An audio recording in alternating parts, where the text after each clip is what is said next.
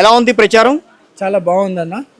ప్రజల్లో వెళ్తూ ప్రచారం చేస్తూ ఉంటే చాలా వాళ్ళ హ్యాపీనెస్ చూసి మాకు కూడా చాలా సంతోషంగా భావిస్తా ఉన్నాము, ఫీల్ అవుతున్నాం. కాంగ్రెస్ పైన బాగా నమ్మకం పెరిగింది. ఈ జూబ్లీహిల్స్ నియోజకవర్గంలో అనేక అభివృద్ధి కార్యక్రమాలు కూడా చేయడం జరిగింది.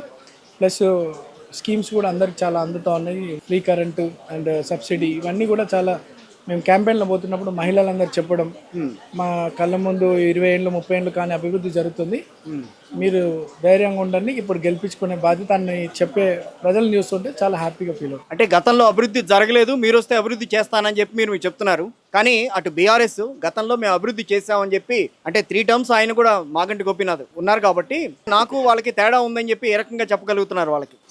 ఒకవేళ వాళ్ళ అభివృద్ధి చేసి ఉంటే వాళ్ళ అభివృద్ధి మీద మాట్లాడి జనాలను ఓట్లు అడగమని తప్పులేదు.